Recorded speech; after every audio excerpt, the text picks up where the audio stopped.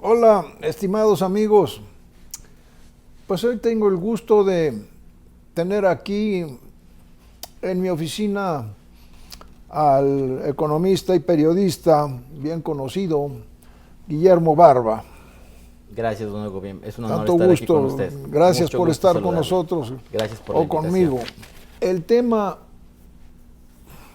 que nos interesa tanto a ti como a mí es el tema de la condición del oro, el futuro que tiene, cómo está la cosa. Cómo ves el oro?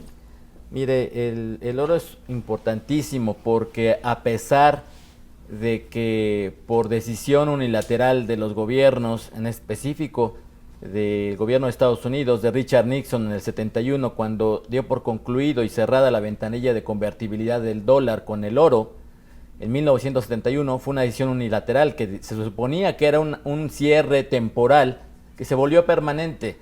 Y de esta manera se fue lo que quedaba del patrón oro, que ya venía muriendo poco a poco, por la irresponsabilidad de los gobiernos y el gusto y la afición por la emisión de deuda y Sí, la emisión de dinero sin respaldo.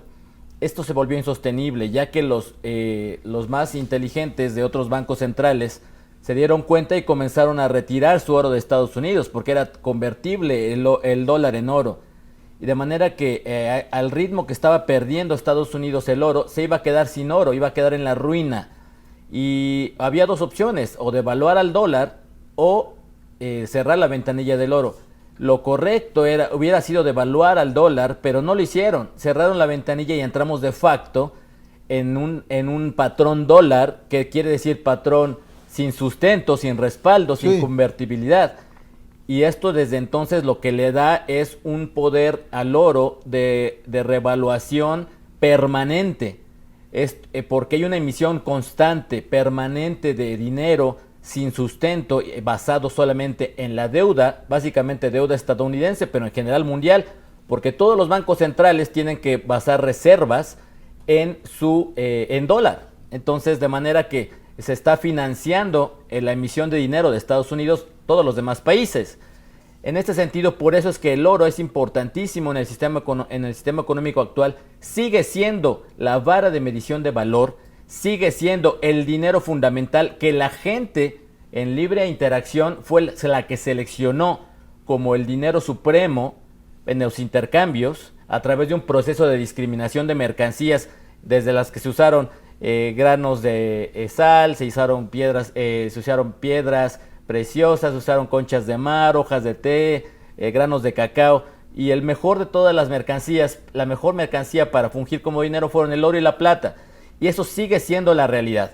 Entonces el futuro del oro es muy positivo todavía en términos de apreciación, es decir, de alza del precio respecto a todas las monedas, precisamente por esa emisión constante. Y justamente por eso, don Hugo, es que yo siempre digo que hay que tener oro. Cualquier persona que sea responsable con sus finanzas, lo primero que debe tener es oro. Claro, como precisamente está cada vez más caro, hay que tener la segunda mejor opción, que es la plata, que es sí. el metal popular que nos permite a las personas que no podemos comprar oro, podernos cubrir muy bien de esa emisión constante de dinero, que lo que hace es corromper el sistema monetario en perjuicio, curiosamente, don Hugo, de los más pobres. Entonces, se estaba hablando mucho del tema de la desigualdad en México y en el mundo, es un tema recurrente por los socialistas, pero el fondo de la desigualdad proviene de la corrupción del sistema monetario.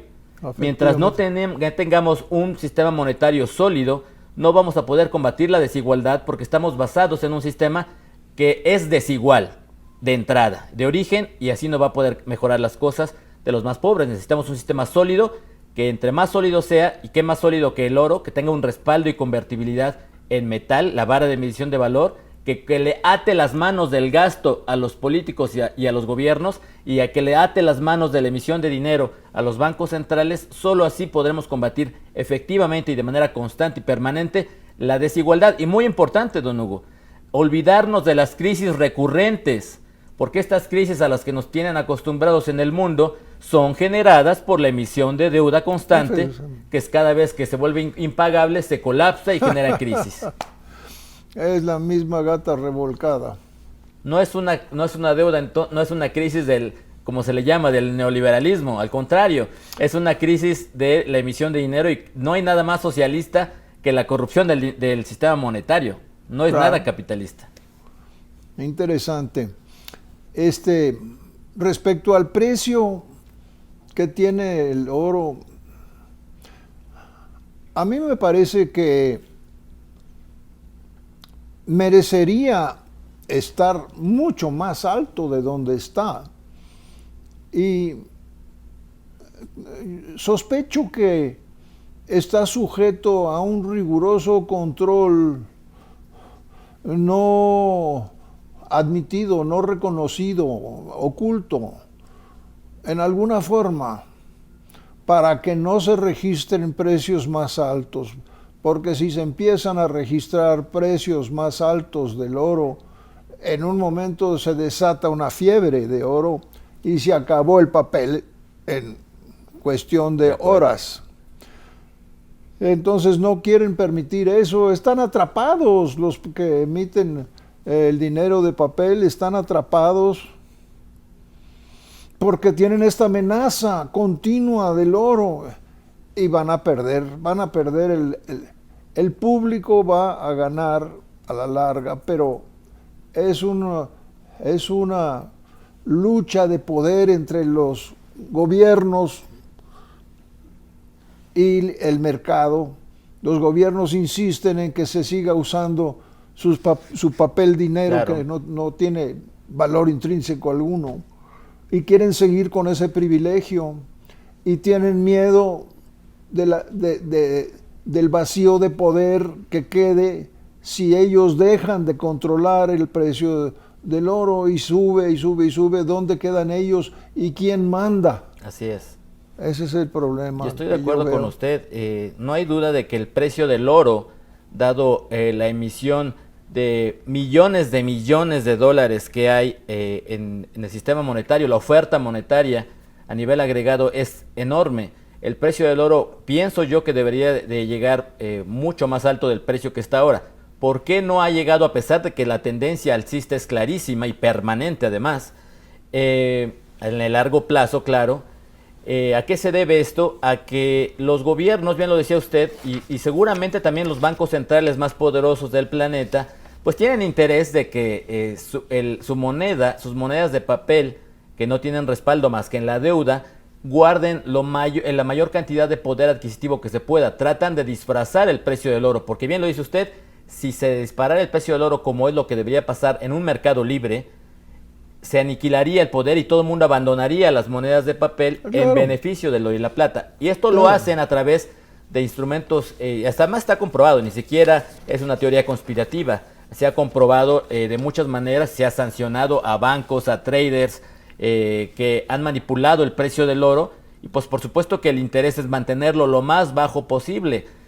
Aquí lo interesante es de que incluso con ese interés de mantenerlo, de todos modos sube, don Hugo.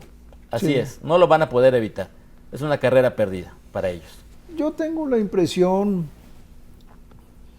que los mexicanos en general estimamos más el oro y la plata que el promedio de los americanos, como que por razones históricas o yo no sé qué otra causa, pero me parece que los mexicanos le tenemos más estima y aprecio al oro y a la plata que los americanos. ¿Tú cómo sientes eso? Sí, fíjese que sí.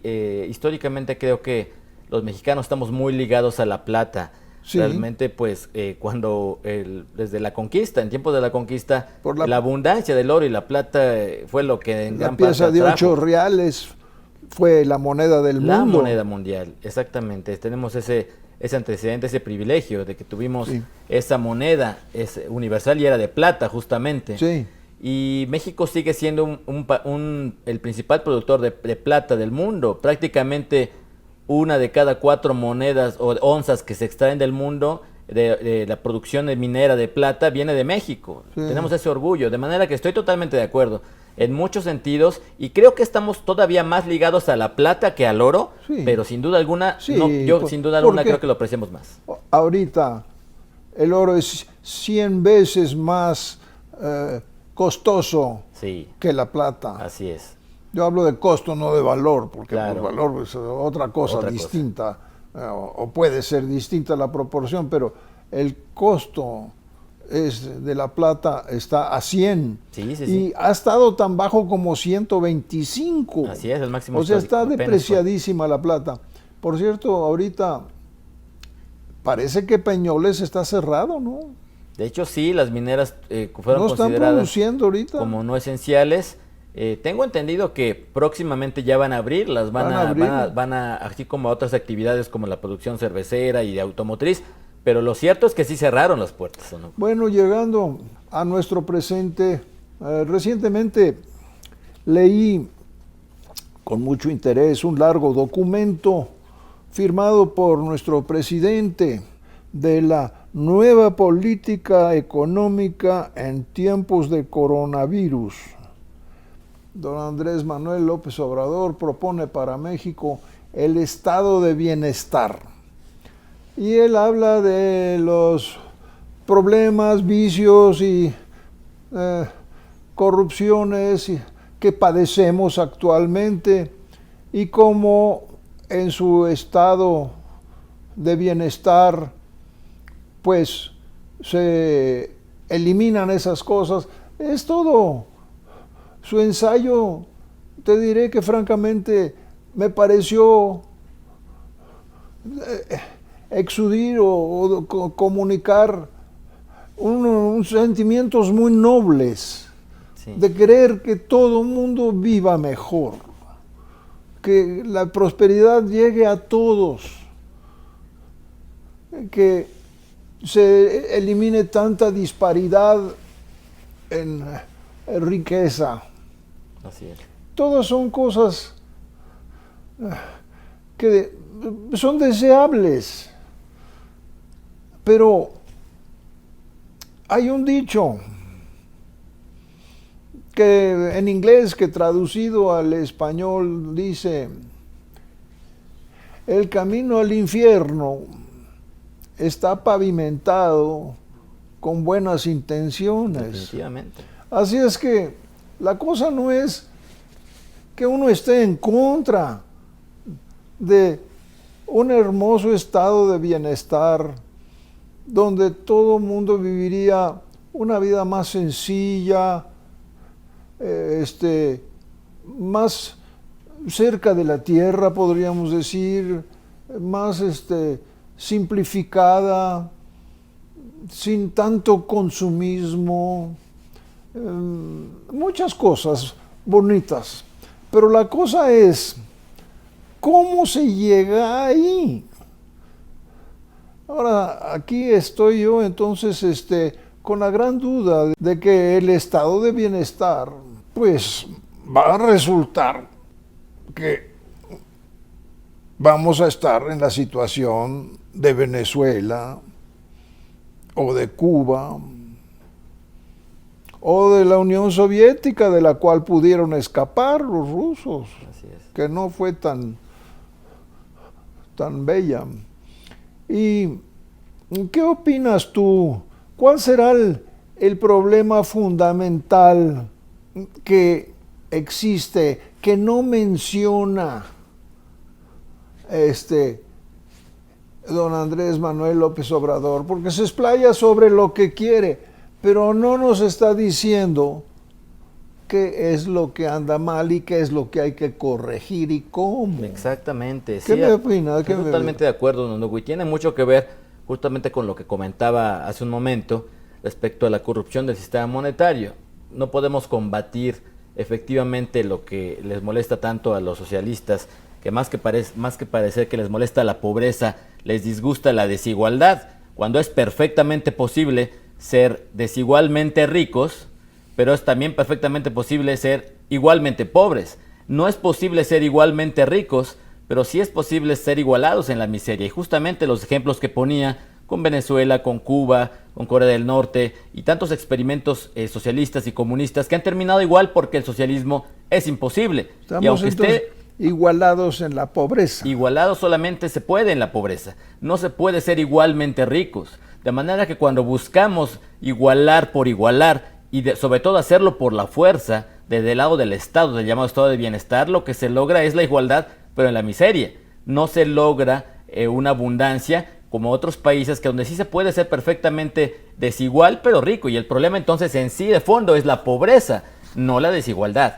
Y de fondo tiene que ver, no podemos combatir, no puede haber una abundancia, un crecimiento y bienestar si no tenemos un crecimiento constante sin crisis. Las crisis como la que ya estamos teniendo, y apenas el Coneval calcula que con la crisis por el coronavirus en México habrá hasta 10 millones de mexicanos en extrema pobreza, más, o sea, 10 millones adicionales de mexicanos en extrema pobreza por esto. Yo creo que se quedan cortos, pero estamos hablando de que vamos hacia crear más pobreza. Ese llamado estado de bienestar que le gusta hablar al presidente no se va a lograr con buenas intenciones. El documento que publicó me parece una especie de poema muy bonito, sí, tiene buenas palabras, sí, pero son buenas intenciones.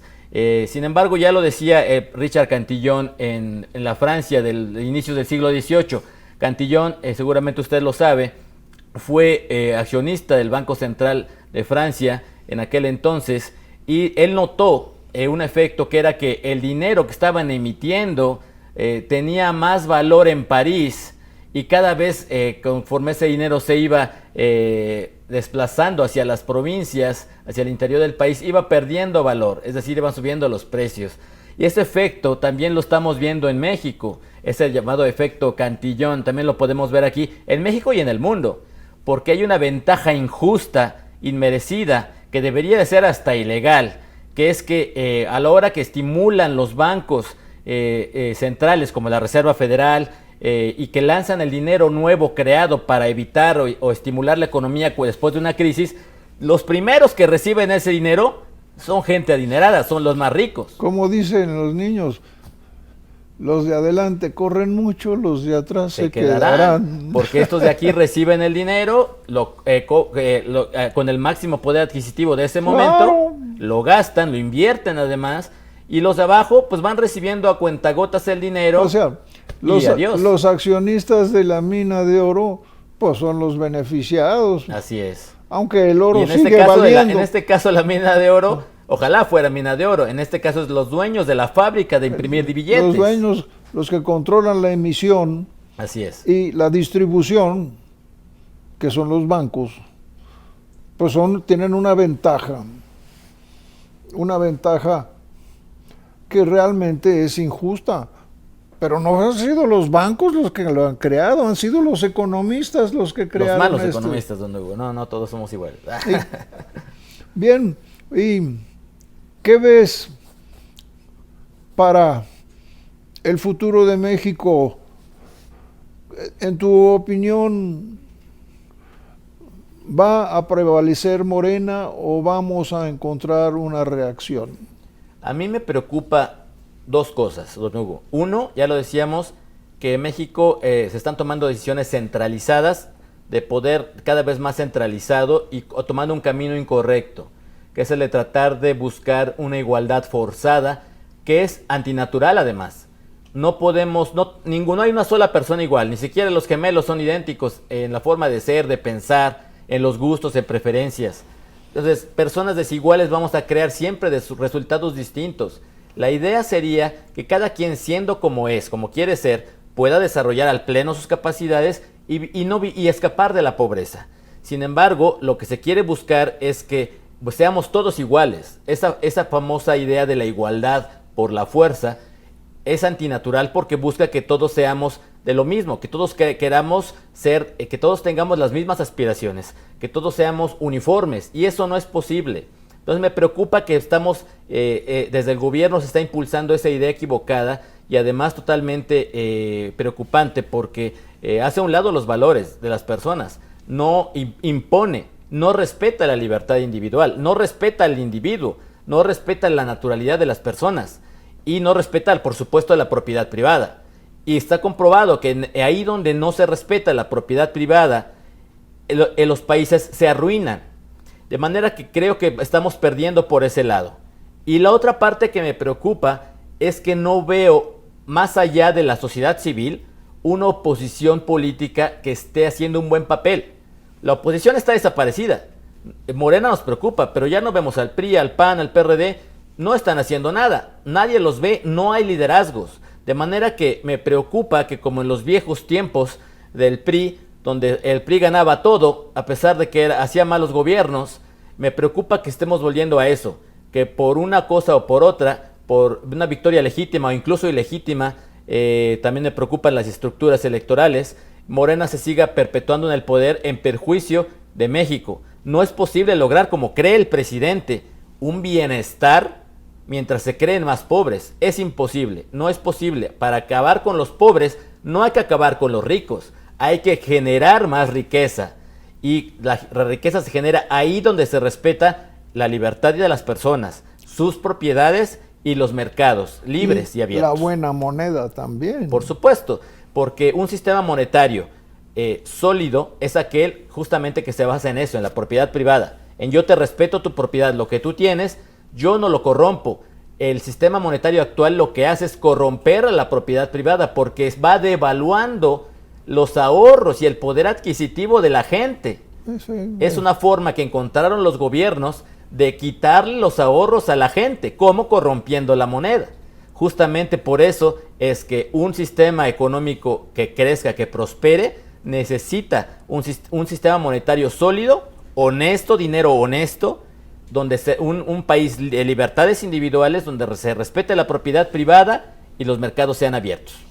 Pues tan fácil y tan difícil como eso, don Hugo. A ver qué sucede para que despierte México, como tú dices. Espero que sí. Necesita despertar. Necesitamos despertar y creo que solamente puede venir de la sociedad civil, con una resistencia de ideas, con una resistencia de exigir lo que nos corresponde como seres humanos, la libertad, que se nos respete a cada persona, ricos y pobres por igual. Es un error pensar en pobres y ricos, en clases. Hay que pensar en personas, en individuos.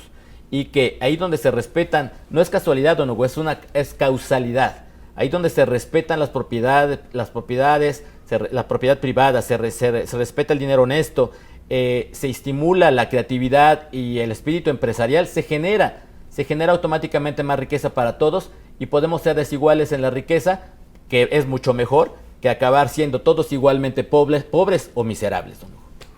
Gracias por al contrario, acompañarnos aquí en esta entrevista. Muchas gracias. Ha sido un honor. Gracias, don Hugo.